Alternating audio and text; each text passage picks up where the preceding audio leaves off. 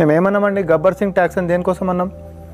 Cut చేసినటువంటి diamond మీద 1.5% tax, diamonds మీద 1.5% ట్యాక్స్, పేదోడు తినేదాని మీద 28% ట్యాక్స్, పెరుగు మీద, పప్పు మీద, ఉప్పుల మీద, లేకపోతే ఇంకేదేని మీద ఏది వదిలిపెట్టకుండా ఆఖరికి ఇన్సూరెన్స్, పిల్లలు మేమందరూ బాగుండాలి, ఇంటి పెద్దోడు ఓడని గిట్ట మంచి చెడు అయిపోతాయి, మిగతా కుటుంబం బతకాలంటే దాని మీద కూడా నువ్వు ట్యాక్స్.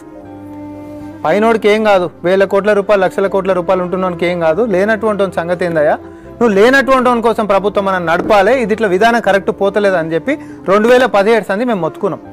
డైమండ్స్ కొనేటోని దగ్గర పుష్కలంగా పైసలు ఉంటే వాడు ఎంతనైనా పన్ను కట్టాలి, పన్ను కట్టించేటంతో నువ్వు పన్ను కట్టించాలి, కానీ వానికేమో 1.5% ట్యాక్స్ వేసి పూట కోసం కష్టపడేటటువంటిది, పిల్లల ఫీజుల కోసం లోపల పోయి ఏడ్చేటటువంటి వాని మీద నువ్వు పిండుతున్నావు, ఇది విధానం మంచిది కాదని చెప్పి మేము మాట్లాడినాం. మరి ఆయన టర్మినాలజీ ఏందో నాకు తెలియదు. యాజ్ ఎ లేమన్ లెక్క పేదోని మీద పన్నులు వేసి ఈరోజు పీల్చుక తిన్నటువంటి ఒక బీజేపీ అసలు రూపం బయటకు వచ్చింది కాబట్టి, భారతదేశంలో ప్రజాస్వామ్యం అనేటటువంటి బతుకుంది కాబట్టి, అది ఈరోజు మెడల్ వంచుతుంది కాబట్టి దిగొస్తున్నటువంటిది వాళ్ళు ఒప్పుకోరు.